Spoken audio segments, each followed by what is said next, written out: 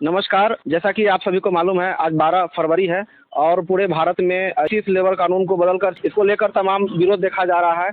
C2 हो गया, HMS हो गया, एटक हो गया, इस सब के द्वारा लेबर यूनियन को लेकर विरोध में है और वहीं पे BMS यह इस हड़ताल में शामिल नहीं है। क्यों नहीं है, इसको जानने के लिए अभी मैं यहाँ NCL बिना परियोजना के आप देख रहे हैं भारतीय कोयला खदान मजदूर संघ के ऑफिस में आया हूँ। यहाँ पे हमारे जनरल सेक्रेटरी जी हैं, मैं इनसे बात करता हूँ। आपका बहुत बहुत स्वागत है। ट्रेड यूनियन है मजदूरों के संरक्षण को लेकर, मजदूरों को हित को लेकर, लेकिन आप BMS के जनरल सेक्रेटरी हैं, काम करने वाले हैं लगभग 300 और वहाँ पे सरकार की कानून उस पर लागू नहीं होती है।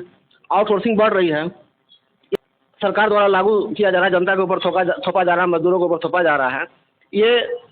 और इस तरह की कानून आने के बाद भी आप इसमें हड़ताल में शामिल नहीं है, क्या कारण है बताएं? देखिए, पहले तो मैं आपके मीडिया के माध्यम से आपका स्वागत करता हूं संगठन की तरफ से।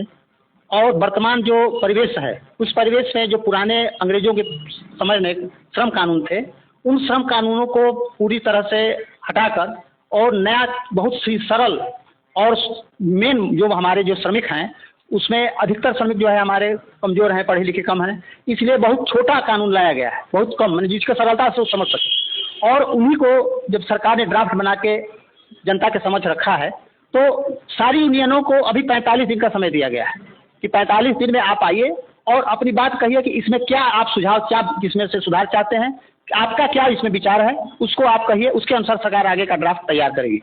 वर्तमान में श्रमिकों के लिए देखिए इतना शोषण था, उसको मैंने हटाने के लिए, उसको एक उसके आंसू को पोंछने के लिए सरकार ने ये पहल लाई है। और भारतीय मजदूर संघ का शुरू से डिमांड रहा है कि ये श्रम का कोड लागू किया जाए, इसीलिए हम लोगों ने इसका स्वागत किया है।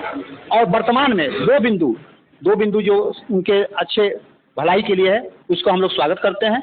और 2 बिंदु जो उनकी मैंने उसमें सुधार की गुंजाइश है, उसका हम लोगों ने कहा है 2 बार, 21 को 28 को हम लोग बात किए थे सरकार से, श्रम मंत्री के द्वारा, और आगे भी हम लोग उस पर वार्ता करेंगे और उस पर समाधान निकालने का। ये कौन सी 2 बिंदु हैं जिस पर बात सहमत हैं आप?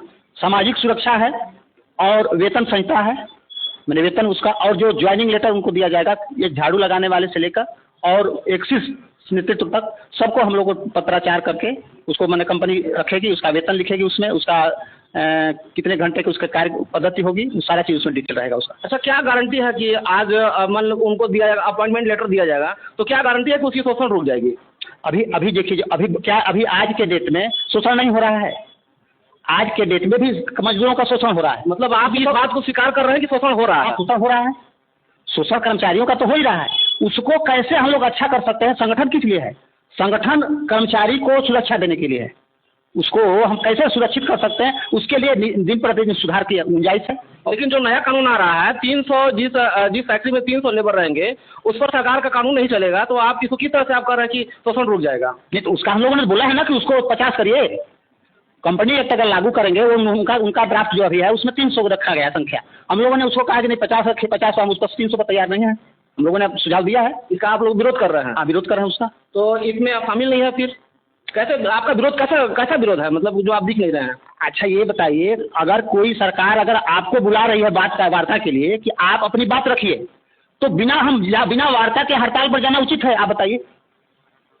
समाज में अगर मान लीजिए हमको सरकार बुलाई कि वार्ता कीजिए, और वार्ता के लिए 45 दिन का समय दिया है और पूरे जनता को दिया है, न कि ट्रेड यूनियन को तो बुलाया है।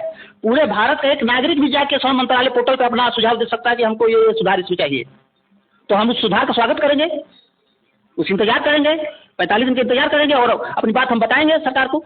यानी बाकी जो ट्रेड यूनियन है, जो जैसा कि आप बोल रहे हैं कि वो समय दिया है और उस पर वो वहाँ ना जाकर सीधे मैदान में आ गए, तो उनको पहले वार्ता जाना चाहिए ना, वहाँ उनको अपने बात को रखने के लिए उस प्लेटफॉर्म पे जाना, हमारे समझ से जाना चाहिए। जैसे BMS से 2 बार वार्ता किया और अपनी बात रखी, फिर आगे भी हम लोग वार्ता करके बात रखेंगे अगर ड्राफ्ट बनता है तो क्या आपको ये जानकारी है कि वहाँ केवल BMS ही पहुंची और कोई ट्रेड यूनियन नहीं पहुंचा वार्ता के लिए? जी, हमको जहाँ तक जानकारी है कि और लोग नहीं चाहे बात कर। लेकिन उन लोगों का आरोप है कि बिहार सरकार जीतने के बाद इसको बैक खिड़की से या बिना ट्रेड यूनियन से बात किए लागू कर दिया गया है, ऐसा कुछ उन लोगों का कहना है। नहीं, ये जो ड्राफ्ट बना है आज से 3 वर्ष पहले से बन रहा है, एक दिन में ड्राफ्ट नहीं आया है। और ड्राफ्ट अगर आया है, सरकार ने मान लीजिए कोई चीज़ ड्राफ्ट गलत ही है, टोटल मानते हैं अगर गलत ही आपके अनुसार, तो आप वार्ता के लिए बुलाए तो आप भाग क्यों रहे हैं? आपको जाकर अपनी बात रखिए ना कि भाई ये बिंदु हम सहमत नहीं हैं, चाहे उसका तर्क दीजिए कि नहीं ये लागू करेंगे। तो अगर ये झाड़ू लगाने वाले की इलाज अपोलो में होगा, क्या क्या गलत है इसमें? आज तो हमारे बगल में नेहरू हॉस्पिटल है, बीना हॉस्पिटल है, वो बेचारा दवा के लिए तरफ रहा है, उसकी सुरक्षा नहीं है, तो कम से कम हमारे बगल में उसका इलाज होगा, इससे बड़ी खुशी क्या होगी मजदूर के लिए? तो जो ये प्रावधान है इसमें, तो जो मजदूर का इलाज होगा उसका पे कौन करेगा? तो हम खर्च उठाएंगे, इसका बोझ कंपनी पे पड़ेगा। तो यूनियन, ट्रेड यूनियन तो हम श्रमिक की सुरक्षा के लिए ना है। हमारी सुरक्षा संगठन की क्या है मौलिक अधिकार? उसके कर्मचारी को उसके अनुरूप उसकी सुरक्षा देना। हमारा संगठन कर्मचारी को सुरक्षा देने के लिए है। तो जब सरकार ही सुरक्षा ला रही है तो हम उसका स्वागत करते हैं। जो उसमें गड़बड़ है उसको हम लोग सुधार के लिए अपील कर रहे हैं। अच्छा, एक चीज़ और आ रही है कि 12 घंटे की ड्यूटी की बात कही जा रही है कि इसके बाद 12 घंटे का ड्यूटी कर दिया जाएगा, इस कानून में ऐसा प्रावधान है, इस पर क्या कहना है आपको? देखिए, अभी HL है, एयरफोर्स है और ऑर्डिनेंस फैक्ट्री है, वहाँ अभी सप्ताह में 5 दिन ड्यूटी है और रविवार और 2 दिन की छुट्टी है। तो अभी वर्तमान में सप्ताह में हम 48 घंटे ड्यूटी करते हैं, एक दिन छुट्टी है, यहाँ 5-6 दिन ड्यूटी है। उसी को उसने 5 भाग में बांट दिया 5 दिन में। तो ड्यूटी का आवक 12 घंटे जो कह रहा है वो गलत है।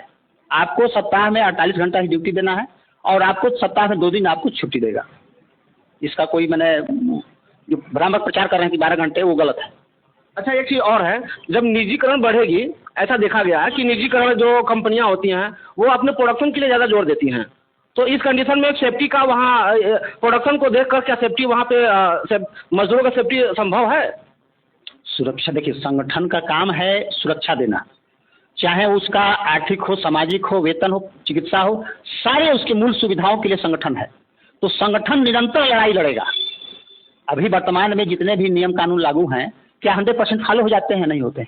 लेकिन मजदूर संगठन क्या करता है? 100 डिमांड रखता है, 50 डिमांड रखता है, उसमें से 10 होता है, 15 होता है, फिर हम आगे लड़ाई लड़ते हैं। तो हम तो निरंतर प्रयास में हैं कि कल जो है अच्छा होगा, परसों अच्छा होगा। तो हम लोग निरंतर अच्छाई के लिए प्रयास कर रहे हैं कि जिससे मजदूर जगत को उसका लाभ मिले।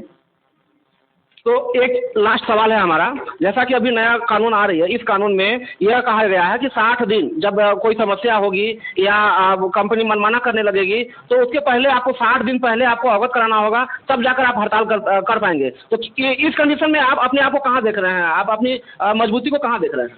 देखिए, अभी कुछ संगठन ऐसे, जैसे अभी यूनियन जो संगठन है, यूनियनों के लिए कर दिया 10%। 10% आपकी सदस्यता रहेगी तभी आप संगठन के आपका चलेगा रजिस्ट्रेशन के लिए। नहीं तो अपने आप अगर 9% है, 9.9% भी है तो आपकी सदस्यता समाप्त हो जाएगी, माने संगठन ही नहीं रहेगा।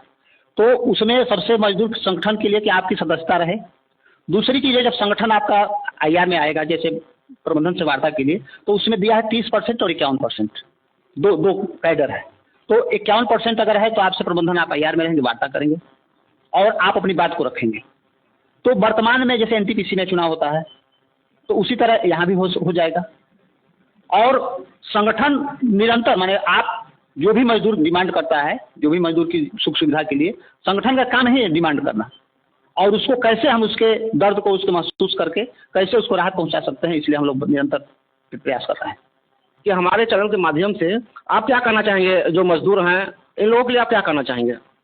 मजदूर के लिए यही हम कहेंगे कि देखिए, मजदूर आज जो मीडिया है, प्रेस है, अखबार है, उसके माध्यम से अपनी बात को समझे हो कि कौन सा संगठन हमारे लिए ये कर रहा है, कौन सा संगठन हमारे मूल सुविधाओं के लिए लड़ रहा है। वर्तमान में देखिए, इसमें एक बिंदु है, जैसे जिसका BMS उसका भी सपोर्ट किया कि जो रिटायर्ड नेता हैं वो नहीं रहेंगे इसमें।